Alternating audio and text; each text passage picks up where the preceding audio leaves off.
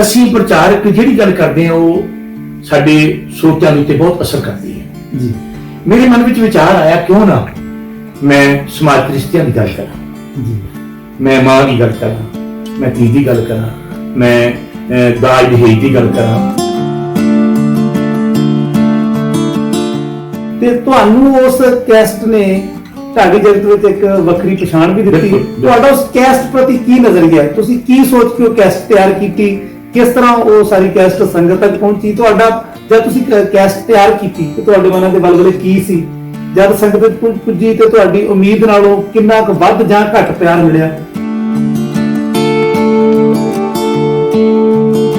ਸਾਡੀ ਬਾਣੀ ਵਿੱਚ ਵੀ ਮਾਤਾ ਨੂੰ ਬਹੁਤ ਸਤਿਕਾਰ ਦਿੱਤਾ ਗਿਆ, ਗੁਰਦੇਵ ਮਾਤਾ, ਗੁਰਦੇਵ ਪਿਤਾ। ਸੋ ਕਹਿਣ ਤੋਂ ਭਾਵ ਮੈਂ ਉਸ ਰਿਸ਼ਤੇ ਦੇ ਪਿਆਰ ਨੂੰ ਉਜਾਗਰ ਕਰਨ ਵਾਸਤੇ ਇੱਕ ਐਸਾ ਸੰਦੇਸ਼ ਲਿਆਂਦੀ ਔਰ ਸੰਗਤ ਨੇ ਉਹਨੂੰ ਸਵੀਕਾਰ ਕੀਤਾ। ਮਾਂ ਜੀ ਅੱਜ ਤੁਸੀਂ ਕੀ ਛਕਣਾ ਹੈ? ਮਾਂ ਜੀ ਜੋ ਤੁਹਾਡਾ ਦਿਲ ਕਰਦਾ ਹੈ ਮੈਂ ਉਹ ਤਿਆਰ ਕਰਨਾ ਹੈ। ਦੁਨੀਆ ਵਾਲਿਓ ਸੱਚ ਕਹਿੰਦਾ ਹੀ ਪਾਰਸ ਉਸ ਵੇਲੇ ਉਸ ਘਰ ਦੀ ਚੌਟ ਲੰਘਣ ਲੱਗਾ ਰੱਬ ਵੀ ਨੀਵੀਂ ਪਾ ਲੈਂਦਾ ਹੈ। ਰੱਬ ਮੈਨੂੰ ਕਿਉਂਕਿ ਲਿਖਣ ਦਾ ਸ਼ੌਕ ਸੀ, ਸਟੇਜਾਂ ਤੇ ਬੋਲਣ ਦਾ ਸ਼ੌਕ ਸੀ। ਮੈਂ ਤਕਰੀਬਨ 1869 ਦੇ ਵਿੱਚ ਰੇਡੀਓ ਸਟੇਸ਼ਨ ਔਰ ਇੰਡੀਆ ਰੇਡੀਓ ਸਟੇਸ਼ਨ ਜਲੰਧਰ ਉਹਦੇ ਉੱਤੇ ਮਹੀਨੇਵਾਰੀ ਪ੍ਰੋਗਰਾਮ ਦਿੱਤਾ। ਅਸੀਂ ਫਿਰ ਕਵਿਸ਼ੀ ਜਥਾ ਤਿਆਰ ਕੀਤਾ। 6 ਮਹੀਨੇ ਸਾਡਾ ਕਵਿਸ਼ੀ ਜਥਾ ਰਿਹਾ। ਅਸੀਂ 6 ਮਹੀਨਿਆਂ ਦੇ ਵਿੱਚ ਹੀ ਤਕਰੀਬਨ ਆਸੇ-ਪਾਸੇ ਦੇ ਪਿੰਡਾਂ ਵਿੱਚ ਸਾਡਾ ਨਾਮ ਬਣ ਗਿਆ। ਤਕਰੀਬਨ ਜਿੱਥੇ ਵੀ ਪ੍ਰੋਗਰਾਮ ਹੋਣਾ ਆਸੇ-ਪਾਸੇ ਕੋਈ ਠਿਕਾਣਾ ਉਹਨਾਂ ਨੂੰ ਬੁਲਾ ਲਓ। ਔਰ ਮੇਰੀ ਪਹਿਲੀ ਟੈਸਟ ਪੱਤ ਰੱਖੀ ਬਾਜਾ ਵਾਲਾ ਸੀ ਜੀ। ਔਰ ਉਸ ਤੋਂ ਬਾਅਦ ਸਤਿਗੁਰੂ ਨੇ ਫਿਰ ਸੱਚਮੁੱਚ ਪੱਤ ਰੱਖ ਲਈ। ਯਾਨੀ ਕਿ ਤੁਹਾਡਾ ਜਿਹੜਾ ਤਖੱਲਸ ਹੈ ਪਾਰਸ, ਬੜਾ ਕੀਮਤੀ ਤਖੱਲਸ ਹੈ, ਤੇ ਇਹ ਤਖੱਲਸ ਤੁਹਾਡੇ ਨਾਮ ਨਾਲ ਕਿਸ ਨੇ ਜੋੜਿਆ? ਜਿਹੜੀ ਢਾਡੀ ਕਲਾ ਹੈ ਬੜੀ ਮਹਾਨ ਕਲਾ ਹੈ, ਤੁਹਾਨੂੰ ਇਹ ਕਲਾ ਪ੍ਰਾਪਤ ਹੋਈ ਸਤਿਗੁਰੂ ਦੀ ਬਖਸ਼ਿਸ਼ ਨਾਲ, ਤੇ ਤੁਸੀਂ ਫਿਰ ਇਸ ਕਲਾ ਦੇ ਦੁਆਰਾ ਕੀ ਮਹਿਸੂਸ ਕਰਦੇ ਹੋ ਕਿ ਸੰਗਤ ਦੀ ਤੁਸੀਂ ਜਿਹੜੀ ਸੇਵਾ ਕੀਤੀ ਇਸ ਕਲਾ ਦੇ ਦੁਆਰਾ, ਕੀ ਤੁਸੀਂ ਉਸ ਤੋਂ ਸੰਤੁਸ਼ਟ ਹੋ? ਅੱਜ ਦੇ ਦੌਰ ਵਿੱਚ ਸਿੱਖੀ ਪ੍ਰਪੱਕ ਹੋ ਰਹੀ ਹੈ ਜੀ। ਅਸੀਂ ਕਿਉਂ ਆਖੀਏ? ਡਾਕਟਰ ਸਾਹਿਬ ਮੇਰੇ ਨਿੱਜੀ ਵਿਚਾਰ ਹੈ ਜੀ ਕਿ ਅਸੀਂ ਬੁਲਾਰੇ ਆਮ ਤੌਰ ਤੇ ਇਹ ਗੱਲ ਸਟੇਜਾਂ ਤੇ ਕਹਿ ਦਿੰਦੇ ਹਾਂ ਜੀ ਸਾਡੀ ਬਹੁਤ ਜ਼ਿਆਦਾ ਮਾੜੀ ਗੱਲ ਹੋ ਰਹੀ ਹੈ, ਸਾਡੇ ਨੌਜਵਾਨ ਪਤਿਤ ਹੋ ਰਹੇ। ਕਦੋਂ ਪਤਿਤ ਹੋ ਰਹੇ? ਜਦੋਂ ਅਸੀਂ ਸਟੇਜ ਤੇ ਇਹ ਗੱਲ ਕਵਾਂਗੇ ਸਾਡੇ ਦੁਸ਼ਮਣ ਦੇ ਘਰ ਜਿਹੜੇ ਲੱਡੂ ਪੱਕਣੇ ਸ਼ੁਰੂ ਹੋ ਜਾਣਗੇ ਜੀ, ਉਹ ਸੋਚੇਗਾ ਸਿੱਖੀ ਤੇ ਪਤਿਤ ਹੋ ਰਹੀ ਹੈ, ਇਹਨਾਂ ਦੇ ਨੌਜਵਾਨ ਤੇ ਹੁਣ ਸਿੱਖੀ ਨਾਲ ਟੁੱਟ ਰਹੇ ਆ। ਹਮੇਸ਼ਾ ਹੀ ਸਟੇਜ ਉੱਤੇ ਗੱਲ ਕਰਨੀ ਪੋਜ਼ਿਟਿਵ ਕਰਨੀ। ਮੈਂ ਉਹ ਗੱਲ ਲੜ ਬਣ ਲਈ। ਨੌਜਵਾਨਾਂ ਪ੍ਰਤੀ ਸਾਡਾ ਵਤੀਰਾ ਇਹ ਹੋਵੇ ਉਹਨਾਂ ਨੂੰ ਪਿਆਰ ਨਾਲ ਆਪਣੇ ਕੋਲ ਸੱਦੀਏ, ਕਦੀ ਉਹਨਾਂ ਨਾਲ ਨਫ਼ਰਤ ਨਾਲ ਨਾ ਵੇਖੀਏ। ਜੇ ਕਿਸੇ ਨੌਜਵਾਨ ਨੇ ਉਹਨਾਂ ਦੀ ਦਾੜੀ ਕੇਸ ਕਤਲ ਨੇ ਤੇ ਅਸੀਂ ਭਾਈ ਉਹਨਾਂ ਨੂੰ ਪਿਆਰ ਦੇਈਏ ਜੀ।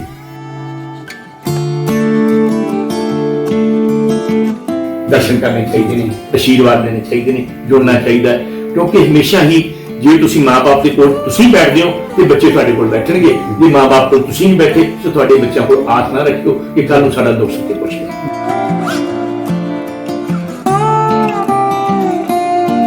ਮਾਤਾ ਮਿਲੀ ਮੈਨੂੰ ਜੀ, ਉਹ ਮੈਨੂੰ ਕਹਿੰਦੀ ਪੁੱਤਰ ਮੈਂ ਤੇਰੀ ਟੈਸਟ ਲਿਆਂਦੀ ਨਾਨਕ ਸਾਹਿਬ ਜੀ, ਲਿਆਣ ਕੇ ਮੈਂ ਘਰੇ ਲਾਈ। ਮੇਰੀ ਨੌ ਪੁੱਤ ਮੇਰੀ ਕਦਰ ਨਹੀਂ ਸੀ ਕਰਦੇ ਜੀ ਜੀ, ਮੇਰੀ ਸੇਵਾ ਨਹੀਂ ਸੀ ਕਰਦੇ। ਮੇਰੀ ਟੈਸਟ ਸੁਣੀ ਇੱਕ ਵਾਰੀ, ਫਿਰ ਮੈਂ ਦੂਸਰੀ ਵਾਰੀ ਲਾਈ ਤੇ ਮੇਰੀ ਨੌ ਕਹਿੰਦੀ ਬੇਬੇ ਹੁਣ ਟੈਸਟ ਨਾ ਲਾ, ਤੂੰ ਜੋ ਚਾਹੁੰਦੀ ਹੁਣ ਉਹੀ ਹੋਊਗਾ, ਹੁਣ ਅਸੀਂ ਤੇਰੀ ਸੇਵਾ ਕਰਾਂਗੇ। ਸੋ ਪੁੱਤ ਮੇਰੀ ਬਹੁਤ ਸੇਵਾ ਹੁੰਦੀ, ਬੜਾ ਮਨ ਖੁਸ਼ ਹੁੰਦਾ।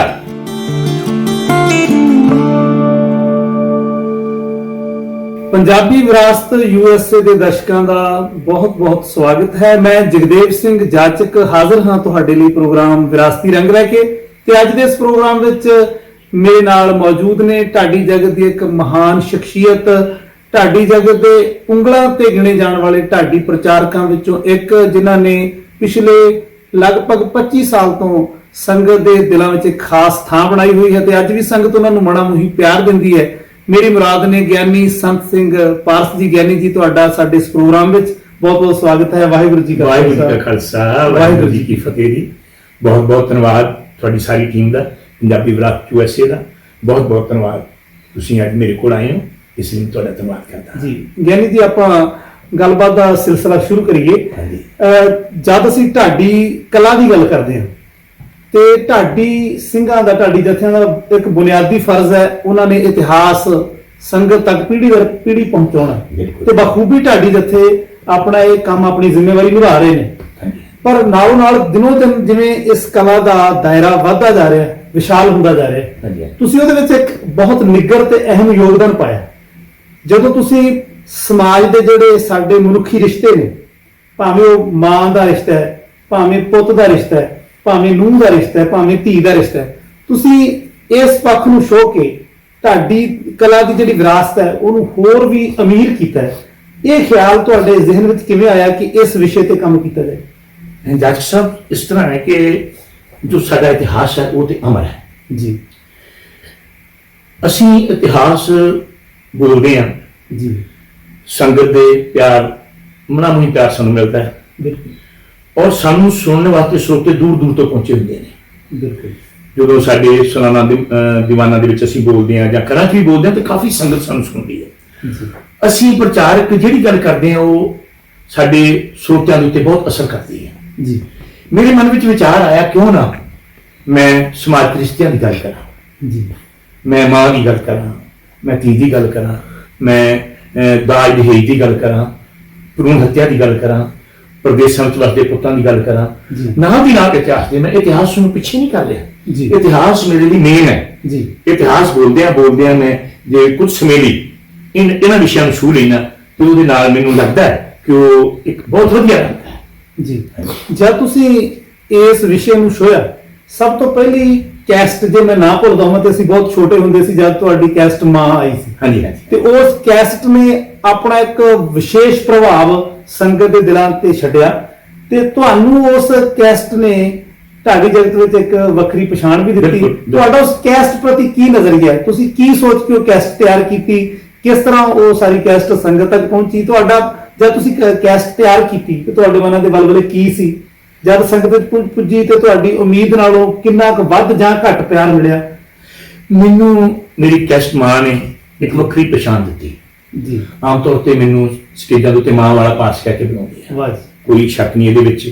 ਦੇਸ਼ਾਂ ਵਿੱਚ ਵੀ ਜਾਣਾ ਔਰ ਤਕਰੀਬਨ ਮੈਂ ਕਿਸ ਪਿੰਡ ਦੇ ਵਿੱਚ ਜਾਂ ਕਿਸੇ ਦੀਵਾਨ ਦੇ ਉੱਤੇ ਤਕਰੀਬਨ 4 ਵਾਰੀ ਜਾਂ 5 ਵਾਰੀ ਵੀ ਬੋਲਿਆ ਹੋਵਾਂ ਜੀ ਤੇ ਮੈਨੂੰ ਫਿਰ ਫਰਮਾਇਸ਼ ਆ ਜਾਂਦੀ ਹੈ ਕਿ ਲਓ ਜੀ ਤੁਸੀਂ ਜਾਣ ਲੱਗੇ ਪਾਸ ਜੀ ਮਾਂ ਵਾਲਾ ਗੀਤ ਜ਼ਰੂਰ ਕਹਿ ਕੇ ਜਾਣਾ। ਜੀ ਦਰਅਸਲ 'ਚ ਮਾਂ ਦਾ ਰਿਸ਼ਤਾ ਜਿਹੜਾ ਬਹੁਤ ਉੱਤਮ ਰਿਸ਼ਤਾ ਹੈ। ਜੀ ਮਾਂ ਦਾ ਕਰਜ਼ਾ ਅਸੀਂ ਦੇ ਹੀ ਨਹੀਂ ਸਕਦੇ। ਬਿਲਕੁਲ ਸਿਕੰਦਰ ਬਾਦਸ਼ਾਹ ਵਰਗਿਆਂ ਨੇ ਵੀ, ਕਾਲੂ ਬਾਦਸ਼ਾਹ ਵਰਗਿਆਂ ਨੇ ਵੀ, ਅਕਬਰ ਬਾਦਸ਼ਾਹ ਵਰਗਿਆਂ ਨੇ ਵੀ ਮਾਂ ਦਾ ਜਿਹੜਾ ਕਰਜ਼ ਉਹ ਨਹੀਂ ਲਾਇਆ। ਇੱਕ ਸ਼ੇਰ ਹੈ ਕਿ ਰਿਸ਼ਤੇ ਲੱਖਾਂ ਸੰਸਾਰ ਤੇ ਹੈਨ ਗੂੜੇ, ਰਿਸ਼ਤਾ ਕੋਈ ਨਹੀਂ ਮਾਂ ਦੇ ਸਾਕ ਵਰਗਾ, ਪੁੱਤ ਭਾਵੇਂ ਜਮਾਨੇ ਦਾ ਬਲੀ ਹੋਵੇ ਹੁੰਦਾ ਮਾਂ ਦੇ ਪੈਰਾਂ ਦੀ ਖਾਕ ਵਰਗਾ। ਸੋ ਮਾਂ ਦੇ ਇਸ ਪਿਆਰ ਨੂੰ, ਜੋ ਅਨਮੋਲ ਪਿਆਰ ਹੈ, ਸਾਡੀ ਬਾਣੀ ਵਿੱਚ ਵੀ ਮਾਤਾ ਨੂੰ ਬਹੁਤ ਸਤਿਕਾਰ ਦਿੱਤਾ ਗਿਆ, ਗੁਰਦੇਵ ਮਾਤਾ, ਗੁਰਦੇਵ ਪਿਤਾ। ਸੋ ਕਹਿਣ ਤੋਂ ਭਾਵ ਮੈਂ ਉਸ ਰਿਸ਼ਤੇ ਨੂੰ, ਉਸ ਰਿਸ਼ਤੇ ਦੇ ਪਿਆਰ ਨੂੰ ਉਜਾਗਰ ਕਰਨ ਵਾਸਤੇ ਇੱਕ ਐਸੀ ਸੰਗਤ ਦੇ ਵਿੱਚ ਲਿਆਂਦੀ ਔਰ ਸੰਗਤ ਨੇ ਉਹਨੂੰ ਸਵੀਕਾਰ ਕੀਤਾ। ਮੈਨੂੰ ਬੜੀ ਖੁਸ਼ੀ ਮਿਲੀ ਇਹਦੇ ਵਿੱਚ। ਜੀ ਯਾਨੀ ਜੀ ਤੁਹਾਡਾ ਢਾਡੀ ਸਫ਼ਰ ਨਾਲੋਂ ਨਾਲ ਆਪਾਂ ਇਹ ਗੱਲ ਵੀ ਕਰਾਂਗੇ, ਕਿਹੜੇ ਸਾਲ ਵਿੱਚ ਸ਼ੁਰੂ ਹੋਇਆ ਤੇ ਮਾਂ ਕੈਸਟ ਕਿਹੜੇ ਸਾਲ ਵਿੱਚ ਆਈ ਤੇ ਤੁਸੀਂ ਢਾਡੀ ਕਿਵੇਂ ਬਣੇ? ਤੁਹਾਡੇ ਸਵਾਲ ਜ਼ਿਆਦਾ ਨੇ, ਜੀ ਇਹਦਾ ਜਵਾਬ ਦਿੰਦੇ ਮੈਨੂੰ ਬੜਾ ਸਮਾਂ ਲੱਗਣਾ। ਜੀ ਮੈਨੂੰ ਤਕਰੀਬਨ 25-26 ਸਾਲ ਹੋ ਗਏ ਨੇ ਇਸ ਲਾਈਨ ਵਿੱਚ ਆਇਆ ਹੋਇਆ। ਜੀ ਆਮ ਤੌਰ ਤੇ ਮੈਨੂੰ ਕੋਈ ਸੋਚ ਲੈਂਦੇ ਨੇ ਕਿ ਇੱਕ ਸ਼ਾਇਦ ਇਹ ਭਰ ਜਵਾਨੀ ਵਿੱਚ ਇਸ ਲਾਈਨ ਵਿੱਚ ਆ ਗਏ ਹੋਣਗੇ। ਨਹੀਂ, ਮੈਨੂੰ ਸੋਚਦੇ ਨੇ ਕਿ ਕਹਿੰਦੇ ਨੇ ਕਿ ਸਿਫਾਰਿਸ਼ ਤੋਂ ਉਦੋਂ ਕਿਉਂ ਨਾ ਇਹ ਦਿਲਾਇਆ ਨਹੀਂ ਜਿਵੇਂ ਸਤਿਗੁਰੂ ਨੇ ਜਦੋਂ ਮੈਨੂੰ ਆਪਣੇ ਚਰਨਾਂ ਦੇ ਨਾਲ ਲਾਉਣਾ ਸੀ, ਜਦੋਂ ਮੈਨੂੰ ਮਾਣ ਬਖਸ਼ਿਸ਼ ਕਰਨਾ ਸੀ ਛੇਵੇਂ ਪਾਤਸ਼ਾਹ ਜੀ ਨੇ। ਸੋ ਤਕਰੀਬਨ ਮੈਨੂੰ 25-26 ਸਾਲ ਹੋਏ ਨੇ ਇਸ ਲਾਈਨ 'ਚ ਆਇਆ ਹੋਇਆ। ਔਰ ਜੋ ਮਾਂ ਕੈਸਟ ਹੈ ਇਹ ਤਕਰੀਬਨ ਮੈਂ 96-97 ਦੇ ਵਿੱਚ CTC ਕੰਪਨੀ ਨੇ ਰਿਲੀਜ਼ ਕੀਤੀ ਸੀ। ਜੀ ਔਰ ਰਹੀ ਗੱਲ ਤੁਹਾਡੀ, ਜੋ ਤੁਹਾਡਾ ਸਵਾਲ ਹੈ ਕਿ ਢਾਡੀ ਕਿਵੇਂ ਬਣੇ, ਇਹ ਇੱਕ ਇਤਫਾਕਨ ਹੈ। ਮੈਨੂੰ ਕਿਉਂਕਿ ਲਿਖਣ ਦਾ ਸ਼ੌਕ ਸੀ, ਸਟੇਜਾਂ ਤੇ ਬੋਲਣ ਦਾ ਸ਼ੌਕ ਸੀ। ਮੈਂ ਤਕਰੀਬਨ 68-69 ਦੇ ਵਿੱਚ ਰੇਡੀਓ ਸਟੇਸ਼ਨ, ਔਰ ਇੰਡੀਆ ਰੇਡੀਓ ਸਟੇਸ਼ਨ ਜਲੰਧਰ, ਉਹਦੇ ਉੱਤੇ ਮਹੀਨੇਵਾਰੀ ਪ੍ਰੋਗਰਾਮ ਦਿੱਤਾ ਹੁੰਦਾ ਸੀ। ਜੀ 68-69 ਵਿੱਚ ਕਿੰਨੇ ਸਾਲ ਉਦੋਂ ਮੇਰੀ ਏਜ ਕੋਈ 17-18 ਸਾਲ ਦੀ ਸੀ ਜੀ। ਔਰ ਉਦੋਂ ਮੈਂ ਮਹੀਨੇ ਦੇ ਹਰ ਅਖੀਰਲੇ ਸ਼ੁੱਕਰਵਾਰ ਮੇਰਾ ਇੱਕ ਪ੍ਰੋਗਰਾਮ ਹੁੰਦਾ ਸੀ, ਕਹਾਣੀ ਮੈਂ ਬੋਲਦਾ ਸੀ ਰੇਡੀਓ ਸਟੇਸ਼ਨ ਜਲੰਧਰ ਤੋਂ। ਸੋ ਕਹਿਣ ਤੋਂ ਭਾਵ ਕਿ ਮੈਨੂੰ ਸਟੇਜ ਤੇ ਬੋਲਣ ਦੀ ਕੋਈ ਝਿਜਕ ਨਹੀਂ ਸੀ। ਜੀ ਮੁਹਾਰਤ ਪਹਿਲਾਂ ਲਿਖਣਾ, ਮੈਂ ਕਹਾਣੀਆਂ ਲਿਖਦਾ ਸੀ, ਕਵਿਤਾਵਾਂ ਲਿਖਦਾ ਸੀ, ਗੀਤ ਲਿਖਦਾ ਸੀ ਜੀ। ਔਰ ਕਾਫੀ ਰਸਾਲਿਆਂ ਦੇ ਵਿੱਚ, ਕਾਫੀ ਅਖਬਾਰਾਂ ਦੇ ਵਿੱਚ ਮੇਰੇ ਜੋ ਗੀਤ ਕਹਾਣੀਆਂ ਉਹ ਛਪਦੀਆਂ ਸੀ। ਔਰ ਅਚਾਨਕ ਹੀ ਸਾਡੇ ਪਿੰਡ ਵਿੱਚ ਇੱਕ ਪ੍ਰੋਗਰਾਮ ਚੱਲ ਰਿਹਾ ਸੀ। ਇਹ ਗੱਲ ਮੈਂ ਕਈ ਵਾਰ ਇੰਟਰਵਿਊ ਦੇ ਵਿੱਚ ਮੈਂ ਦੱਸੀ ਆ, ਲੇਕਿਨ ਤੁਹਾਡਾ ਸਵਾਲ ਹੈ ਤੁਹਾਨੂੰ ਜਵਾਬ ਦੇਣਾ ਪੈਣਾ ਇਹਦੇ ਵਿੱਚ ਵੀ, ਕਿ ਮੈਂ ਇੱਕ ਜਥਾ ਬੁਲਾਇਆ। ਉਹਨਾਂ ਵੇਲੇ ਵਿੱਚ ਜਥੇ ਦੇ ਕੋਲ ਕੋਈ ਮੋਬਾਈਲ ਨਹੀਂ ਸੀ ਹੁੰਦੇ, ਕੋਈ ਆਉਣ ਜਾਣ ਦੇ ਸਾਧਨ ਵੀ ਬੱਸਾਂ ਦੇ ਵਿੱਚ ਆਉਂਦੇ ਸੀ, ਕਿਉਂਕਿ ਪਿੰਡ ਵਿੱਚ ਆਮ ਤੌਰ ਤੇ ਜਦੋਂ ਵੀ ਕੋਈ ਜਥਾ ਬੁਲਾਇਆ ਜਾਂਦਾ ਸੀ ਤੇ ਮੈਨੂੰ ਕਹਿ ਦਿੰਦੇ ਸੀ, ਕਿਉਂਕਿ ਮੈਂ ਸਟੇਜ ਦੇ ਉੱਤੇ ਬੋਲਦਾ ਸਾਂ, ਕਿਸੇ ਦੇ ਅਖੰਡ ਪਾਠ ਸਾਹਿਬ ਦਾ ਭੋਗ ਪਿਆ, ਉਸ ਤੋਂ ਬਾਅਦ 4 ਸ਼ਬਦ ਬੋਲਦੇ ਨੇ, ਧੰਨਵਾਦ ਕਰ ਦੇਣਾ ਆਈ ਹੋਈ ਸੰਗਤ ਦਾ, ਤੇ ਜਿਵੇਂ ਗੁਰੂ ਕੇ ਲੰਗਰ ਛਕ ਕੇ ਜਾਣੀ ਜੀ, ਇਹ ਵੀ ਬੇਨਤੀ ਕਰਦੇ ਨੇ ਸੰਗਤ ਨੂੰ। ਸੋ ਜਥਾ ਮੈਂ ਬੁਲਾਇਆ ਸੀ। ਕੀ ਹੋਇਆ ਕਿ ਡਾਕਟਰ ਸਾਹਿਬ ਉਹ ਜਥੇਦਾਰ ਨਹੀਂ ਪਹੁੰਚਿਆ, ਬਾਕੀ ਸਾਜੀ ਆ ਗਿਆ, ਢਾਡੀ ਆ ਗਿਆ ਸਿੰਘ, ਸੰਗੀ ਵਾਲਾ ਪਹੁੰਚ ਗਿਆ, ਉਹਨਾਂ ਦੇ ਢਾਡੀ ਸਿੰਘ ਪਹੁੰਚ ਗਏ, ਜਥੇਦਾਰ ਨਹੀਂ ਪਹੁੰਚ ਸਕਿਆ। ਕੋਈ ਉਹਨਾਂ ਦੇ ਕੋਈ ਐਸੀ ਕੋਈ ਗੱਲ ਹੋਈ ਕਿਸੇ ਤਰ੍ਹਾਂ ਦੀ, ਉਹ ਬੜੀ ਦੁਚਿੱਤੀ ਦੇ ਵਿੱਚ ਪੈ ਗਏ ਜੀ ਢਾਡੀ ਸਿੰਘ। ਮੈਂ ਉਹਨਾਂ ਦੀ ਪਰੇਸ਼ਾਨੀਆਂ ਵੇਖਾਂ ਕਿ ਮੈਂ ਉਹਨਾਂ ਨੂੰ, ਮੈਨੂੰ ਕਹਿੰਦੇ ਵੀ ਸੰਤ ਸਿੰਘ, ਉਹ ਤਾਂ ਮੇਰਾ ਨਾਮ ਪਾਰਸ਼ ਨਹੀਂ ਸੀ, ਮੈਨੂੰ ਆਮ ਤੌਰ ਤੇ ਹੀਰ ਕਹਿੰਦੇ ਸੀ, ਕਿਉਂਕਿ ਮੇਰਾ ਸਭ ਘਰ ਜਿਹੜੀ ਹੀਰ ਆ। ਮੈਨੂੰ ਕਹਿੰਦੇ ਵੀ ਹੀਰ ਸਾਹਿਬ ਕਰ ਲੈਂਦਾ, ਕਿਸੇ ਤੇ ਬੜੀ ਮੁਸ਼ਕਲ ਚ ਆ। ਮੈਂ ਕਿਹਾ ਕੀ ਗੱਲ, ਕਹਿੰਦੇ ਸਾਡਾ ਜਥੇਦਾਰ ਨਹੀਂ ਪਹੁੰਚਿਆ। ਮੈਂ ਕਿਹਾ ਬੜੀ ਮਾੜੀ ਗੱਲ ਆ। ਮੈਂ ਕਿਹਾ ਉਧਰ ਤੇ ਹੁਣ ਨਵੇਂ ਭਾਸ਼ਾ ਦੇ ਸ਼ਲੋਕ ਚਾਲੂ ਹੋਏ ਨੇ, ਭੋਗ ਪੈਣ ਵਾਲਾ, ਔਰ ਕੋਈ ਹੋਰ ਮੇਰੇ ਕੋਲ ਬੁਲਾਰਾ ਵੀ ਨਹੀਂ, ਕੀ ਕਰਾਂਗੇ? ਕਹਿੰਦੇ ਵੀ ਵੇਟ ਕਰ ਲੈਂਦੇ, ਜੇ ਆ ਗਿਆ ਤੇ ਠੀਕ ਆ, ਨਹੀਂ ਤਾਂ ਕੋਈ ਦੇਖੋ ਤੁਹਾਡੇ ਪਿੰਡ ਵਿੱਚ ਕੋਈ ਹੈ ਕੋਈ ਇਹੋ ਜਿਹਾ ਢਾਡੀ ਸਿੰਘ ਨਾਲ ਗੱਲ ਕਰਨ ਵਾਲਾ, ਕੋਈ ਬੁਲਾਰਾ ਹੋਵੇ। ਮੈਂ ਕਿਹਾ ਵੀ ਨਹੀਂ। ਚਲੋ ਮੈਂ ਕਿਹਾ ਮੈਂ ਸੋਚਿਆ ਕਿ ਮੈਂ ਤੁਹਾਡੇ ਨਾਲ ਸਾਥ ਦਿਆਂਗਾ, ਜੇ ਆ ਗਏ ਤੇ ਠੀਕ ਹੈ, ਨਹੀਂ ਆਪਾਂ ਤਿਆਰੀ ਕਰ ਲਈ ਉਹਨਾਂ ਚਿਰ। ਜੇ ਮੈਨੂੰ, ਮੈਂ ਉਹਨਾਂ ਨੂੰ ਪੁੱਛਿਆ, ਮੈਂ ਕਿਹਾ ਕਿਹੜਾ ਪ੍ਰਸੰਗ ਬੋਲਣਾ? ਕਹਿੰਦੇ ਜੀ ਤੁਸੀਂ ਦੱਸੋ। ਮੈਂ ਕਿਹਾ ਵੀ ਤੁਸੀਂ, ਮੈਂ 2-4 ਪ੍ਰਸੰਗ ਉਹਨਾਂ ਦੱਸੇ। ਮੈਂ ਕਿਹਾ ਇਹਨਾਂ ਦੇ ਉੱਤੇ ਕੁਝ ਬੋਲ ਸਕਦਾ, ਜਿਵੇਂ ਗੁਰੂ ਨਾਨਕ ਪਾਤਸ਼ਾਹ ਜੀ ਦਾ ਜਨਮ ਹੋਇਆ, ਗੁਰੂ ਗੋਬਿੰਦ ਸਿੰਘ ਮਹਾਰਾਜ ਦਾ ਜਨਮ ਹੋਇਆ, ਛੋਟੇ ਸਾਹਿਬਜ਼ਾਦੇ ਦੀ ਸ਼ਹਾਦਤ ਦੀ ਗੱਲ ਹੋਈ, ਮੈਂ ਇਹਨਾਂ ਤੇ ਬੋਲ ਸਕਦਾ। ਮੈਨੂੰ ਕਹਿੰਦੇ ਠੀਕ ਆ, ਆਪਾਂ ਇਹਨਾਂ ਚੋਂ ਇੱਕ ਚੁਣ ਲਿਆ ਸੀ। ਅਸੀਂ ਸਟੇਜ ਤੇ ਉਹਨਾਂ ਦਾ ਜੋ ਜਥੇਦਾਰ ਸੀ ਨਹੀਂ ਪਹੁੰਚਿਆ, ਸਟੇਜ ਦੇ ਉੱਤੇ ਬੋਲੇ ਅਸੀਂ। ਤਕਰੀਬਨ 1.5 ਘੰਟੇ ਦਾ ਸਮਾਂ ਸੀ ਤੇ ਮੈਂ ਇਹ ਹਿਸਾਬ ਲਾ ਲਿਆ, ਮੈਂ ਕਿਹਾ ਵੀ ਸਮਾਂ ਵੀ ਮੈਂ ਹੀ ਅਨਾਉਂਸ ਕਰਨਾ, ਅਨਾਉਂਸ ਮੈਂ ਕੀਤਾ ਨਹੀਂ ਤੇ ਰੋਕਣਾ ਵੀ ਇਹਨਾਂ ਨੂੰ ਮੈਂ ਹੀ ਆ, ਤੇ ਜਦੋਂ ਸਾਡੇ ਕੋਲ ਮਟੀਰੀਅਲ ਪੂਰਾ ਹੋ ਗਿਆ ਅਸੀਂ ਬੜੇ ਬੁਲਾ ਲਿਆਂਗੇ। ਤਕਰੀਬਨ ਅਸੀਂ 1.5 ਘੰਟੇ ਤੋਂ ਉੱਪਰ 5-7 ਮਿੰਟ ਹੀ ਸਮਾਂ ਲਾਇਆ, ਔਰ ਬੜਾ ਆਨੰਦ ਬਚਿਆ।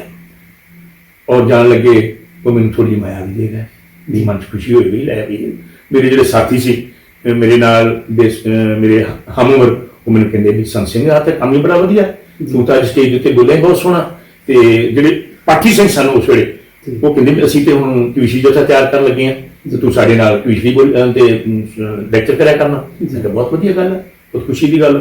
ਅਸੀਂ ਫਿਰ ਕਵਿਸ਼ੀ ਜਥਾ ਤਿਆਰ ਕੀਤਾ। 6 ਮਹੀਨੇ ਸਾਡਾ ਕਵਿਸ਼ੀ ਜਥਾ ਰਿਹਾ। ਅਸੀਂ 6 ਮਹੀਨਿਆਂ ਦੇ ਵਿੱਚ ਹੀ ਤਕਰੀਬਨ ਆਸੇ-ਪਾਸੇ ਦੇ ਪਿੰਡਾਂ ਵਿੱਚ ਸਾਡਾ ਨਾਮ ਬਣ ਗਿਆ।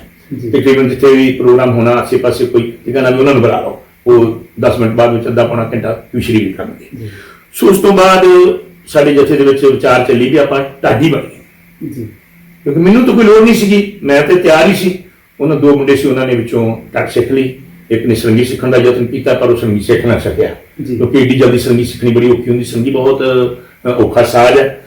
ਅਸੀਂ ਫਿਰ ਹੋਰ ਇੱਕ ਸਰੰਗੀ ਵਾਰਕ ਲਿਆ ਨਾਲ, ਤੇ ਉਹਦੇ ਨਾਲ ਅਸੀਂ ਫਿਰ ਸ਼ੁਰੂ ਕੀਤਾ। ਔਰ ਮੇਰੀ ਪਹਿਲੀ ਟੈਸਟ ਪੱਤ ਰੱਖੀ ਬਾਜਾਂ ਵਾਲੀ ਆਈ ਸੀ, ਔਰ ਉਸ ਤੋਂ ਬਾਅਦ ਸਤਿਗੁਰੂ ਨੇ ਫਿਰ ਸੱਚਮੁੱਚ ਪੱਤ ਰੱਖ ਲਈ ਤੇ ਢਾਡੀ ਬਣ ਗਏ। ਜਾਨੀ ਇਤਫਾਕ ਨਾਲ ਜਸਵੰਤ ਸੰਤ ਸਿੰਘ ਹੇਅਰ ਤੋਂ ਸੰਤ ਸਿੰਘ ਪਾਰਸ ਬਣ ਇਤਫਾਕ ਇਹ ਸਤਿਗੁਰੂ ਨੇ, ਜਿਵੇਂ ਕੋਈ ਮੇਰੀ ਜ਼ਿੰਦਗੀ ਦੀ ਕਿਸਮਤ ਦਾ ਬੰਦ ਦਰਵਾਜ਼ਾ ਖੋਲ੍ਹਣਾ ਹੁੰਦਾ ਹੈ, ਇਸ ਤਰ੍ਹਾਂ ਸਤਿਗੁਰੂ ਨੇ ਇੱਕ ਅਚਾਨਕ ਮੈਨੂੰ ਰਸਤਾ ਦਿੱਤਾ, ਔਰ ਉਸ ਰਸਤੇ ਥਾਣੀ ਅੱਜ ਮੈਂ ਜੋ ਉਹਨਾਂ ਹਨੇਰਿਆਂ ਚੋਂ ਨਿਕਲ ਕੇ ਚੰਦ ਵਿੱਚ ਜੀ। ਗਿਆਨੀ ਜੀ, ਤੁਹਾਡਾ ਜਿਹੜਾ ਤਖੱਲਸ ਹੈ ਪਾਰਸ, ਬੜਾ ਕੀਮਤੀ ਤਖੱਲਸ ਹੈ, ਤੇ ਇਹ ਤਖੱਲਸ ਤੁਹਾਡੇ ਨਾਮ ਨਾਲ ਕਿਸ ਨੇ ਜੋੜਿਆ? ਤੁਹਾਡੇ ਉਸਤਾਦ ਨੇ ਤੁਹਾਨੂੰ ਇਹ ਤਖੱਲਸ ਦਿੱਤਾ? ਨਹੀਂ ਜੀ, ਇਹ ਬਾਬਾ ਜਗਤਾਰ ਸਿੰਘ ਜੀ ਕਾਰ ਸੇਵਾ ਬਾਰੇ। ਵਾਹ ਜੀ। ਮੈਂ ਪ੍ਰੋਗਰਾਮ ਲਾ ਰਿਹਾ ਸੀ ਪੁਰਪੁਖਤਾ ਜੀ, ਢਾਡੀ ਦੇ ਨਜ਼ਦੀਕ ਹੈ, ਉੱਥੇ ਮੇਰਾ ਵਿਸਾਖੀ ਦਾ ਪ੍ਰੋਗਰਾਮ ਸੀ, ਤੇ ਉਹਨਾਂ ਨੇ ਬਾਅਦ ਵਿੱਚ ਮੈਨੂੰ ਥਾਪੀ ਦੇ ਕੇ ਮੈਨੂੰ ਕਹਿੰਦੇ ਵੀ ਤੂੰ ਤੇ ਅੱਜ ਸੰਗਤਾਂ ਨੂੰ ਰੋਆ ਦਿੱਤਾ, ਸੰਗਤਾਂ ਨੂੰ ਜੋੜ ਲਿਆ, ਤੇ ਜਿਵੇਂ ਲੋਹੇ ਨਾਲ ਪਾਰਸ ਲਾ ਕੇ ਉਹਨੂੰ ਪਾਰਸ ਬਣਾ ਦਿੰਦਾ, ਤੇ ਤੂੰ ਇਸ ਤਰ੍ਹਾਂ ਸਾਨੂੰ ਅੱਜ ਮਤਲਬ ਪਾਰਸ ਬਣਾਇਆ, ਸੋਨਾ ਬਣਾਇਆ, ਤੇ ਤੈਨੂੰ ਅਸੀਂ ਅੱਜ ਪਾਰਸ ਦਾ ਖਿਤਾਬ ਨੇ, ਬੜੀ ਖੁਸ਼ੀ ਹੋਈ। ਮਹਾਂਪੁਰਸ਼ਾਂ ਨੇ ਤੁਹਾਨੂੰ ਪਾਰਸ ਦਾ ਖਿਤਾਬ ਜੀ। ਗਿਆਨੀ ਜੀ, ਸੰਤ ਸਿੰਘ ਪਾਰਸ ਨੇ ਆਪਣੇ ਢਾਡੀ ਸਫ਼ਰ ਦੌਰਾਨ ਅੱਜ ਤੱਕ ਸੰਗਤ ਦੇ ਵਿੱਚ ਵਿਚਰਦਿਆਂ ਹੋਇਆਂ ਬੜਾ ਕੁਝ ਪ੍ਰਾਪਤ ਕੀਤਾ ਹੈ, ਬੜਾ ਮਾਣ ਤੁਹਾਨੂੰ ਮਿਲਿਆ, ਬਹੁਤ ਮਾਣ ਦਿੱਤਾ, ਦੌਲਤ ਵੀ ਮਿਲੀ, ਸ਼ੋਹਰਤ ਵੀ ਬਹੁਤ ਮਿਲੀ। ਤੇ ਤੁਸੀਂ ਕੀ ਮਹਿਸੂਸ ਕਰਦੇ ਹੋ? ਜਿਹੜੀ ਢਾਡੀ ਕਲਾ ਹੈ ਬੜੀ ਮਹਾਨ ਕਲਾ ਹੈ, ਤੁਹਾਨੂੰ ਇਹ ਕਲਾ ਪ੍ਰਾਪਤ ਹੋਈ ਸਤਿਗੁਰੂ ਦੀ ਬਖਸ਼ਿਸ਼ ਨਾਲ, ਤੇ ਤੁਸੀਂ ਫਿਰ ਇਸ ਕਲਾ ਦੇ ਦੁਆਰਾ ਕੀ ਮਹਿਸੂਸ ਕਰਦੇ ਹੋ ਕਿ ਸੰਗਤ ਦੀ ਤੁਸੀਂ ਜਿਹੜੀ ਸੇਵਾ ਕੀਤੀ ਇਸ ਕਲਾ ਦੇ ਦੁਆਰਾ, ਕੀ ਤੁਸੀਂ ਉਸ ਤੋਂ ਸੰਤੁਸ਼ਟ ਹੋ? ਮੈਂ ਸੇਵਾ ਕੀਤੀ ਤੋਂ ਨਹੀਂ ਸੰਤੁਸ਼ਟ ਹੋ ਸਕਦਾ ਜੀ, ਕਿਉਂਕਿ ਦਿੱਤਾ ਮੈਨੂੰ ਬਹੁਤ ਕੁਝ ਸੰਗਤ ਨੇ, ਤੇ ਮੈਂ ਤਾਂ ਕੁਝ ਵੀ ਨਹੀਂ ਸੰਗਤ ਨੂੰ ਦੇ ਸਕਿਆ। ਅਜੇ ਤੱਕ ਤੇ ਮੈਂ ਜੇ ਇਸ ਕਲਾ ਦੇ ਸਮੁੰਦਰ ਦੇ ਕੰਢੇ ਤੇ ਬੈਠ ਕੇ ਹੋ ਕੇ ਚੁੱਭ ਰਿਹਾ, ਕਿਉਂਕਿ ਇਹ ਤੇ ਬਹੁਤ ਡੂੰਘੀ ਕਲਾ ਹੈ। ਇਤਿਹਾਸ ਸਾਡਾ ਤੇ ਬਹੁਤ ਡੂੰਘਾ ਇਤਿਹਾਸ ਹੈ। ਮੈਂ ਆਖਾਂ ਕਿ ਮੈਂ ਇਤਿਹਾਸ ਦਾ ਪੂਰਾ ਵਾਕਫ ਹੋ ਗਿਆ, ਜੱਜ ਸਾਹਿਬ ਤੁਸੀਂ ਸਿਆਣੇ ਹੋ। ਕੋਈ ਵੀ ਇਨਸਾਨ ਸਿੱਖ ਇਤਿਹਾਸ ਤੇ ਗੁਰਬਾਣੀ ਬਾਰੇ ਕਹਿ ਦੇਵੇ ਕਿ ਮੈਂ ਪੂਰਾ ਪੜ੍ਹ ਲਿਆ ਜਾਂ ਪੂਰਾ ਇਹਦੇ ਉੱਤੇ ਮੇਰਾ ਪਹਿਰਾ ਹੋ ਗਿਆ, ਨਹੀਂ, ਇਹ ਨਾਮੁਮਕਿਨ ਹੈ, ਕਿਉਂਕਿ ਇਤਿਹਾਸ ਅਥਾਹ ਹੈ, ਬਾਣੀ ਅਥਾਹ ਹੈ, ਗਿਆਨ ਅਥਾਹ ਹੈ। ਸੋ ਮੈਂ ਸੰਗਤ ਵੱਲੋਂ ਮਿਲੇ ਹੋ ਮਾਣ ਦਾ ਇੱਕ ਕਿਣਕਾ ਵੀ ਨਹੀਂ ਵਾਪਸ ਕਰ ਸਕਿਆ ਜੋ ਮੈਨੂੰ ਸੰਗਤ ਨੇ ਦਿੱਤਾ ਹੈ। ਜੀ ਗਿਆਨੀ ਜੀ, ਤੁਸੀਂ ਫਿਰ ਵੀ ਇੱਥੇ ਪੰਜਾਬ ਵਿੱਚ, ਹਿੰਦੁਸਤਾਨ ਦੇ ਵੱਖ-ਵੱਖ ਸੂਬਿਆਂ ਵਿੱਚ ਵਿਚਰੇ, ਇਸ ਤੋਂ ਇਲਾਵਾ ਤੁਸੀਂ ਵਿਦੇਸ਼ਾਂ ਵਿੱਚ ਵੀ ਗਏ। ਵਿਦੇਸ਼ਾਂ ਵਿੱਚ ਕਿਹੜੇ-ਕਿਹੜੇ ਦੇਸ਼ਾਂ ਵਿੱਚ ਗਏ ਤੇ ਕਿੰਨੇ ਟੂਰ ਹੁਣ ਤੱਕ ਤੁਹਾਡਾ ਜਥਾ ਲਗਾ ਚੁੱਕਾ ਹੈ? ਤਕਰੀਬਨ ਜਿੱਥੇ ਪੰਜਾਬੀ ਰਹਿੰਦੇ ਨੇ ਜੀ, ਜਿੱਥੇ ਗੁਰੂ ਘਰ ਸਥਾਪਿਤ ਨੇ, ਉਹਨਾਂ ਮੁਲਕਾਂ ਵਿੱਚ ਮੈਂ ਜਾ ਚੁੱਕਾ ਹਾਂ। ਜਿਵੇਂ ਯੂਰਪ ਦੀਆਂ ਕੰਟਰੀਆਂ, America, England, Canada, New Zealand, Australia, Italy, Europe ਦੀਆਂ ਕੰਟਰੀਆਂ ਹੋ ਗਈਆਂ, ਫਿਰ ਸਾਊਥ ਅਫਰੀਕਾ ਹੋ ਗਈ। ਸੋ ਕਹਿਣ ਤੋਂ ਭਾਵ ਬਹੁਤ ਆਪਣੇ ਕੀ ਉਹਨੂੰ ਕਹਿੰਦੇ ਨੇ, ਮਨੀਲਾ, ਫਿਲੀਪੀਨ, ਉੱਥੇ ਵੀ ਜਾਏ ਆ। ਸੋ ਕਹਿਣ ਤੋਂ ਭਾਵ ਜਿੱਥੇ ਜਿੱਥੇ ਸੰਗਤ ਬੈਠੀ ਹੈ, ਗੁਰੂ ਨਾਨਕ ਨਾਮ ਲੈ ਵਾਸਤੇ ਬੈਠੇ ਨੇ, ਉੱਥੇ ਪਹੁੰਚ ਚੁੱਕਾ ਹੈ। ਜੀ ਜੀ ਗਿਆਨੀ ਜੀ, ਤੁਸੀਂ ਵਿਦੇਸ਼ਾਂ ਵਿੱਚ ਵੀ ਗਏ, ਤੁਸੀਂ ਇੱਥੇ ਵੀ ਵਿਚਰਦੇ ਹੋ। ਤੁਸੀਂ ਕੀ ਜਿਹੜਾ ਅੱਜ ਅਸੀਂ ਹਰ ਇੱਕ ਸਿੱਖ ਦੇ ਮਨ ਵਿੱਚ, ਹਰ ਇੱਕ ਪ੍ਰਚਾਰਕ ਦੇ ਮਨ ਵਿੱਚ ਇੱਕ ਕਿਤੇ ਨਾ ਕਿਤੇ ਗੱਲ ਖੜਕਦੀ ਹੈ ਕਿ ਜਿਹੜੀ ਸਾਡੀ ਨੌਜਵਾਨ ਪੀੜ੍ਹੀ ਹੈ ਉਹਦੇ ਵਿੱਚ ਜਿਹੜਾ ਪਹਿਲਿਆਂ ਦੇ ਮੁਕਾਬਲੇ ਸਿੱਖੀ ਪ੍ਰਤੀ ਆਸਥਾ ਰੌਲਾ ਪੈ ਰਿਹਾ। ਇਹ ਮੇਰੇ ਨਿੱਜੀ ਵਿਚਾਰ ਨਹੀਂ, ਜਿਹੜੇ ਆਮ ਤੌਰ ਤੇ ਅਸੀਂ ਵੇਖਦੇ ਨਾ ਸਮਾਜ ਵਿੱਚ, ਆਮ ਹੀ ਅਸੀਂ ਆਖਦੇ ਹਾਂ ਕਿ ਸਿੱਖ ਪਤਿਤ ਹੋ ਰਹੇ ਨੇ, ਨੌਜਵਾਨ ਪਤਿਤ ਹੋ ਰਹੇ ਨੇ, ਨਸ਼ਿਆਂ ਵਿੱਚ ਗ੍ਰਸੇ ਜਾ ਰਹੇ ਨੇ। ਤੇ ਤੁਸੀਂ ਕੀ ਮਹਿਸੂਸ ਕਰਦੇ ਹੋ ਕਿ ਸਿੱਖੀ ਦਾ ਜਿਹੜਾ ਅੱਜ ਦੇ ਦੌਰ ਵਿੱਚ ਸਿੱਖੀ ਕਿੱਥੇ ਖੜੀ ਹੈ? ਅੱਜ ਦੇ ਦੌਰ ਵਿੱਚ ਸਿੱਖੀ ਪ੍ਰਫੁੱਲਤ ਹੋ ਰਹੀ ਹੈ ਜੀ। ਅੱਜ ਦੇ ਦੌਰ ਵਿੱਚ ਸਿੱਖੀ ਪ੍ਰਪੱਕ ਹੋ ਰਹੀ ਹੈ ਜੀ।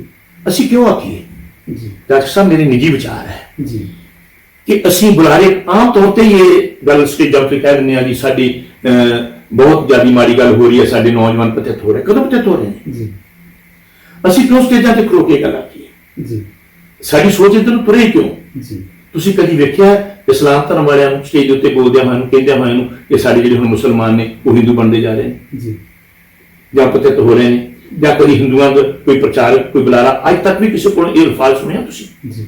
ਪਰ ਅਫਸੋਸ, ਸਾਡੇ ਜਿੰਨੇ ਵੀ ਸਿੱਖ ਬੁਲਾਰੇ ਨੇ ਉਹ ਹਮੇਸ਼ਾ ਸਟੇਜ ਉੱਤੇ ਖੜੋ ਕੇ ਕਹਿਣਗੇ, ਚਾਹੇ ਕਵੀਸ਼ਰ ਨੇ, ਚਾਹੇ ਕਾਟੀ ਸਿੰਘ ਨੇ, ਚਾਹੇ ਕੀਰਤਨੀ, ਉਹ ਕਹਿੰਦੇ ਸਾਡੀ ਸਿੱਖੀ ਪਤਿਤ ਹੋ ਰਹੀ ਹੈ। ਜੀ, ਤੁਹਾਡੇ ਮੁਤਾਬਕ ਪ੍ਰਚਾਰਕ ਨੂੰ ਪੋਜ਼ਿਟਿਵ ਰਹਿਣਾ ਚਾਹੀਦਾ? ਹਾਂ, ਦੇਖੋ ਇਹਦੇ ਵਿੱਚ ਇਹ ਗੱਲ ਹੈ ਜੀ। ਇਹ ਗੱਲ ਮੈਨੂੰ ਕਿਸੇ ਵਿਦਵਾਨ ਨੇ ਦੱਸੀ ਸੀ। ਜੀ। ਮੇਰੀ ਜ਼ਿੰਦਗੀ ਦੀ ਘਟਨਾ ਹੈ। ਮੈਂ ਦਿੱਲੀ ਪ੍ਰੋਗਰਾਮ ਲਾਇਆ ਸੀ, ਉਦੋਂ ਮੈਂ ਸ਼ੁਰੂ ਹੋਇਆ ਸੀ ਸਟੇਜ। ਜੀ ਜੀ। ਮੈਂ ਵੀ ਆਮ ਬੁਲਾ ਰਿਹਾ ਵਾਂ, ਇਹੀ ਲਫ਼ਜ਼ ਵਰਤੇ ਸੀ ਸਟੇਜ ਤੇ ਜੀ। ਕਿ ਸਾਡੀ ਸਿੱਖੀ ਪੰਜਾਬ ਦੀ ਧਰਤੀ ਤੇ ਪਤਿਤ ਹੋ ਰਹੀ ਹੈ। ਮੈਂ ਦਿੱਲੀ ਵਿੱਚ ਆਇਆ, ਇੱਥੇ ਮੈਨੂੰ ਸਿੱਖ ਜ਼ਿਆਦਾ ਦਿਸੇ ਨੇ। ਉਹਦੇ ਅੰਦਰ ਮੇਰੇ ਅੰਦਰ ਥੋੜੀ ਜਿਹੀ ਭਾਵਨਾ ਸੀ ਕਿ ਮੈਂ ਸ਼ਾਇਦ ਇਹਨਾਂ ਦੀ ਵਡਿਆਈ ਕਰ ਦੇਵਾਂ। ਜੀ। ਉਸ ਵਿਦਵਾਨ ਨੇ ਮੈਨੂੰ ਅੰਦਰ ਜਾ ਕੇ ਉਹਨੇ ਮੈਨੂੰ ਗੱਲ ਕੀਤੀ। ਮੈਨੂੰ ਕਹਿੰਦੇ, ਪਾਰਕ ਸਾਹਿਬ, ਬਿਲਕੁਲ ਨਾ ਅੱਗੇ ਤੋਂ ਸਟੇਜ ਤੇ ਗੱਲ ਆਖਿਓ। ਜਦੋਂ ਅਸੀਂ ਸਟੇਜ ਤੇ ਇਹ ਗੱਲ ਕਵਾਂਗੇ, ਸਾਡੇ ਦੁਸ਼ਮਣ ਦੇ ਘਰ ਜਿਹੜੇ ਲੱਡੂ ਪੱਕਣੇ ਸ਼ੁਰੂ ਹੋ ਜਾਣਗੇ। ਜੀ। ਉਹ ਸੋਚੇਗਾ ਸਿੱਖੀ ਤੇ ਪਤਿਤ ਹੋ ਰਹੀ ਹੈ, ਇਹਨਾਂ ਦੇ ਨੌਜਵਾਨ ਤੇ ਹੁਣ ਸਿੱਖੀ ਨਾਲ ਟੁੱਟ ਰਿਹਾ ਹੈ। ਹਮੇਸ਼ਾ ਹੀ ਸਟੇਜ ਉੱਤੇ ਗੱਲ ਕਰਨੀ, ਪੋਜ਼ਿਟਿਵ ਕਰਨੀ ਹੈ। ਮੈਂ ਉਹ ਗੱਲ ਲੜ ਬਣ ਲਈ ਔਰ ਮੈਂ ਕਦੀ ਵੀ ਇਹ ਵਿਚਾਰ ਹੀ ਨਹੀਂ ਲਿਆਂਦਾ ਜੀ ਕਿ ਕਿਉਂਕਿ ਮੈਂ ਆਪਣੇ ਪਰਿਵਾਰ ਵੱਲ ਵੇਖਦਾ, ਮੇਰੇ ਬੱਚੇ ਗੁਰਸਿੱਖ ਨੇ। ਜੀ। ਸੋ ਕਹਿਣ ਤੋਂ ਭਾਵ ਮੈਂ ਕਿਉਂ ਆਖਾਂ ਸਿੱਖੀ ਸਾਡੀ ਪ੍ਰਫੁੱਲਤ ਹੋ ਰਹੀ ਹੈ, ਦੇਸ਼ਾਂ ਵਿਦੇਸ਼ਾਂ ਵਿੱਚ ਪ੍ਰਫੁੱਲਤ ਹੋ ਰਹੀ ਹੈ। ਅਸੀਂ ਤੇ ਐਸਾ ਮਾਰ ਕੇ ਮਾਰ ਰਹੇ ਹਾਂ। ਅਸੀਂ ਇਹੀ ਗੱਲ ਆਖਣੀ ਹੈ ਔਰ ਇਹੀ ਸੋਚ ਰੱਖਣੀ ਹੈ, ਪੋਜ਼ਿਟਿਵ ਸੋਚ ਹੀ ਰੱਖਣੀ ਹੈ। ਮੇਰੀ ਇਹ ਨਿੱਜੀ ਵਿਚਾਰ ਹੈ। ਜੀ ਜੀ। ਪਰ ਫਿਰ ਵੀ ਗਿਆਨੀ ਜੀ, ਆਪਾਂ ਕਿਤੇ ਨਾ ਕਿਤੇ, ਮੈਂ ਤੁਹਾਡੀ ਗੱਲ ਤੋਂ ਬਹੁਤ ਪ੍ਰਭਾਵਿਤ ਹਾਂ ਕਿ ਸਟੇਜ ਉੱਪਰ ਖਲੋਤੇ ਪ੍ਰਚਾਰਕ ਨੂੰ ਕਦੇ ਵੀ ਨਾ ਪੱਖੀ ਨਹੀਂ ਹੋਣਾ ਚਾਹੀਦਾ। ਬਿਲਕੁਲ ਹੋਣਾ ਚਾਹੀਦਾ। ਉਹਨੂੰ ਉਹਦੀ ਸੋਚ ਉਸਾਰੂ ਹੋਣੀ ਚਾਹੀਦੀ ਹੈ ਤੇ ਆਪਣੀ ਕੌਮ ਨੂੰ ਸੇਧ ਦੇਣ ਲਈ ਉਹ ਹੌਸਲੇ ਦੇ ਨਾਲ, ਜਜ਼ਬੇ ਦੇ ਨਾਲ, ਚੜ੍ਹਦੀ ਕਲਾ ਦੇ ਨਾਲ ਸਿੱਖ ਸੰਗਤ ਨੂੰ ਪ੍ਰੇਰਿਤ ਕਰੇ। ਪਰ ਫਿਰ ਵੀ ਜਿਹੜਾ ਕਿਤੇ ਨਾ ਕਿਤੇ, ਜੇ ਕਹਿੰਦੇ ਹੁੰਦੇ ਨੇ ਕਿਤੇ ਧੂਆਂ ਨਿਕਲਦਾ ਤੇ ਅੱਗ ਧੁਖ ਰਹੀ ਹੈ, ਅਸੀਂ ਮਹਿਸੂਸ ਕਰਦੇ ਕਿ ਕਿਤੇ ਨਾ ਕਿਤੇ ਗੱਲ ਹੈ। ਸਾਡੇ ਬਜ਼ੁਰਗ ਵੀ ਇਸ ਪੱਖੋਂ ਨਿਰਾਸ਼ ਨੇ ਕਿ ਸਾਡੀ ਨੌਜਵਾਨ ਪੀੜ੍ਹੀ ਉਸ ਲੈਵਲ ਤੇ ਨਹੀਂ ਪਹੁੰਚੀ ਜਿੱਥੇ ਅਸੀਂ ਲਿਜਾਣੀ ਚਾਹੁੰਦੇ ਸੀ।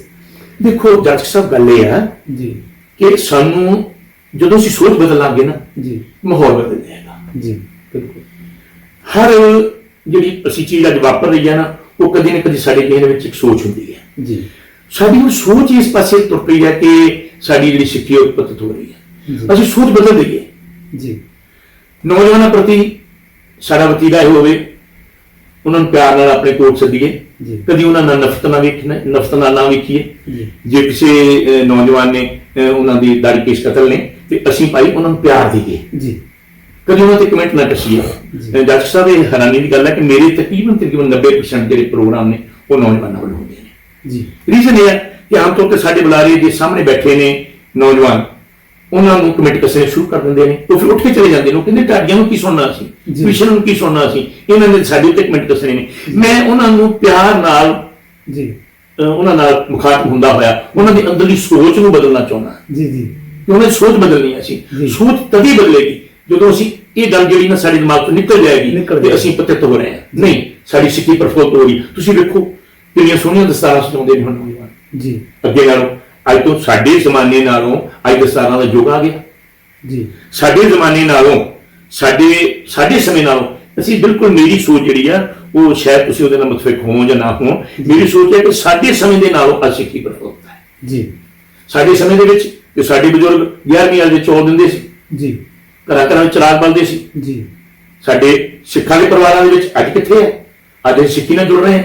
ਗਿਆਨੀ ਜੀ, ਤੁਹਾਡੀਆਂ ਗੱਲਾਂ ਵਿੱਚੋਂ ਮੈਂ ਇੱਕ ਗੱਲ ਨੋਟ ਕੀਤੀ ਕਿ ਅਸੀਂ ਜੇ ਇੱਕ ਧਿਆਨ ਨਾਲ ਨਿਗਾਹ ਮਾਰੀਏ, ਜਿਹੜੀਆਂ ਤੁਸੀਂ ਗੱਲਾਂ ਕੀਤੀਆਂ ਨੇ ਕਿ ਜਿਹੜਾ ਵੀ ਸਿੱਖੀ ਦੇ ਦਾਇਰੇ ਤੋਂ ਅਸੀਂ ਬਾਹਰ ਸੀਗੇ, ਸਾਡੇ ਬਜ਼ੁਰਗ ਬਾਹਰ ਸੀ, ਸਾਡੇ ਪ੍ਰਚਾਰ ਨੇ, ਭਾਵੇਂ ਉਹ ਢਾਡੀ ਨੇ, ਭਾਵੇਂ ਸਿੱਖੀ ਦਾ ਕੋਈ ਵੀ ਪ੍ਰਚਾਰਕ ਹੈ, ਕਥਾਵਾਚਕ ਹੈ, ਕੀਰਤਨੀ ਹੈ, ਸਾਡੇ ਪ੍ਰਚਾਰਕਾਂ ਨੇ ਗੁਰੂ ਕਿਰਪਾ ਸਦਕਾ ਉਹਨਾਂ ਨੂੰ ਨੇੜੇ ਲਿਆਉਣ ਦੀ ਕੋਸ਼ਿਸ਼ ਕੀਤੀ ਤੇ ਕਾਫੀ ਹੱਦ ਤੱਕ ਅਸੀਂ ਸਫਲ ਹੋ ਗਏ। ਬਹੁਤ ਜ਼ਿਆਦਾ ਕੋਸ਼ਿਸ਼ ਹੈ। ਲੇਕਿਨ ਇਹੀ ਗੱਲ ਡਾਕਟਰ ਸਾਹਿਬ ਫਿਰ ਮੈਂ ਦੁਹਰਾ ਰਿਹਾ ਕਿ ਕਦੀ ਵੀ ਅਸੀਂ ਇਹ ਸੋਚ ਨਹੀਂ ਰੱਖਣੀ ਕਿ ਸਾਡੀ ਸਿੱਖੀ ਡਾਊਨਫਾਲ ਵਾਲਾ। ਨਹੀਂ, ਅਸੀਂ ਸੋਚ ਇਹੀ ਰੱਖਣੀ ਹੈ ਕਿ ਸਾਡੀ ਸਿੱਖੀ ਜਿਹੜੀ ਹੈ ਨਾ ਉਹ ਚੜ੍ਹਦੀ ਕਲਾ ਵੱਲ ਜਾਏ। ਕਿਉਂਕਿ ਗੁਰਸਿੱਖੀ ਵਿੱਚ ਹੈ ਹੀ ਚੜ੍ਹਦੀ ਕਲਾ। ਬਿਲਕੁਲ, ਨਾਮ ਚੜ੍ਹਦੀ ਕਲਾ ਤੇਰੇ ਭਾਣੇ ਸਰਬੱਤ ਦਾ। ਗਿਆਨੀ ਜੀ, ਫਿਰ ਵੀ ਇੱਕ ਬਚਨ, ਮੰਨ ਲਓ ਕੋਈ ਬੰਦਾ, ਉਹਦੇ ਘਰ ਵਿੱਚ ਬੱਚੇ ਨੇ, ਉਹ ਚਾਹੁੰਦਾ ਹੈ ਕਿ ਮੇਰੇ ਬੱਚੇ ਅਜੋਕਾ ਜਿਹੜਾ ਪਦਾਰਥਵਾਦੀ ਯੁੱਗ ਹੈ ਇਹਦੇ ਵਿੱਚ ਆਪਣੇ ਧੁਰੇ ਨਾਲ, ਸਿੱਖੀ ਨਾਲ ਜੁੜੇ ਰਹਿਣ, ਉਹ ਸੰਸਕਾਰ ਦੇਣੇ ਚਾਹੁੰਦਾ ਚੰਗੇ। ਇੱਕ ਮਾਂ-ਬਾਪ ਬੱਚੇ ਨੂੰ ਸਿੱਖੀ ਨਾਲ ਜੋੜਨ ਲਈ ਕੀ ਕਰੇ? ਦੋ ਗੱਲਾਂ ਨੇ, ਇੱਕ ਸਿੱਖੀ ਸਰੂਪ ਹੈ, ਇੱਕ ਅੰਦਰੂਨੀ ਜਜ਼ਬਾ ਜਿਹੜਾ ਸਿੱਖੀ ਦਾ ਬਾਣੀ ਵਿੱਚੋਂ ਮਿਲਦਾ। ਉਹ ਪਹਿਲਾਂ ਇਤਿਹਾਸ ਤੋਂ ਮਿਲਦਾ ਜੀ, ਇਤਿਹਾਸ ਚੋਂ, ਬਾਣੀ ਤੇ ਇਤਿਹਾਸ ਨਾਲ ਜੋੜੇ। ਮੇਰਾ ਖਿਆਲ ਹੈ, ਤੁਹਾਡਾ ਕੀ ਇਹਦੇ ਬਾਰੇ ਬਚਨਾ ਕਿ ਕਿੱਦਾਂ? ਬਿਲਕੁਲ ਦੁਸਤ ਹੈ ਜੀ। ਜਿਸ ਘਰ ਵਿੱਚ ਮਾਂ-ਬਾਪ ਜੀ ਗੁਰਸਿੱਖੀ ਨਾਲ ਜੁੜੇ ਹੋਏ ਨੇ ਜੀ, ਉਸ ਘਰ ਵਿੱਚ ਸਿੱਖੀ ਪ੍ਰਫੁੱਲਤ ਹੋਣੀ ਜੀ। ਜਦੋਂ ਅਸੀਂ ਉੱਪਰਲੇ ਮਨ ਨਾਲ ਜੁੜੇ ਹੋਈਏ ਜੀ, ਗੁਰਸਿੱਖੀ ਨਾਲ, ਸਾਡਾ ਸਿਰਫ ਸਰੂਪ ਦਿਖਾਵਾ ਹੀ ਹੋਵੇ ਸਿੱਖੀ ਦਾ, ਜੀ, ਸਾਡੇ ਬੱਚੇ ਵੇਖਣ ਕਿ ਇਹ ਦਿਖਾਵੇ ਦੇ ਹੀ ਆ, ਸਾਡੇ ਡੈਡੀ, ਬਿਲਕੁਲ, ਸਾਡੇ ਮੰਮੀ ਦਿਖਾਵੇ ਦੇ ਨੇ, ਉਹ ਫਿਰ ਉਹ ਵੀ ਦਿਖਾਵਾ ਕਰਨਗੇ। ਬਿਲਕੁਲ। ਔਰ ਸਭ ਤੋਂ ਇੱਕ ਮੈਂ ਜ਼ਰੂਰੀ ਗੱਲ ਜਿਹੜੀ ਤੁਹਾਡੇ ਨਾਲ ਸਾਂਝੀ ਕਰਨ ਜਾ ਰਿਹਾ ਉਹ ਹੈ ਕਿ ਸਾਡੀਆਂ ਬੱਚੀਆਂ ਪ੍ਰਤੀ ਮੇਰੀ ਬੇਨਤੀ ਹੈ ਕਿ ਜਿਸ ਘਰ ਵਿੱਚ ਔਰਤ ਦੇ ਮਨ ਵਿੱਚ ਗੁਰਸਿੱਖੀ ਦਾ ਵਾਸਾ ਹੋ ਗਿਆ, ਕੋਈ ਵੀ ਪਖੰਡੀ ਸਾਹਿਬ, ਪਖੰਡੀ ਬਾਬਾ ਜਾਂ ਕੋਈ ਵੀ ਉਸ ਘਰ ਵਿੱਚੋਂ ਸਿੱਖੀ ਨੂੰ ਖਤਮ ਨਹੀਂ ਕਰ ਸਕਦਾ। ਇਹ ਮੇਰਾ ਇੱਕ ਬਹੁਤ ਤਕੜਾ ਤਜਰਬਾ ਹੈ। ਜਿਸ ਘਰ ਵਿੱਚ ਔਰਤ ਸਿੱਖੀ ਨਾਲ ਜੁੜ ਗਈ ਤੇ ਜਿਸ ਘਰ ਵਿੱਚ ਔਰਤ ਪਖੰਡਵਾਦ ਨਾਲ ਜੁੜ ਗਈ ਤੇ ਉਸ ਘਰ ਵਿੱਚ ਸਿੱਖੀ ਪ੍ਰਫੁੱਲਤ ਨਹੀਂ ਹੋ ਸਕਦੀ। ਇਸ ਲਈ ਸਾਨੂੰ ਬੱਚਿਆਂ ਨੂੰ ਪੜ੍ਹਾਉਣਾ ਚਾਹੀਦਾ ਹੈ ਜੀ।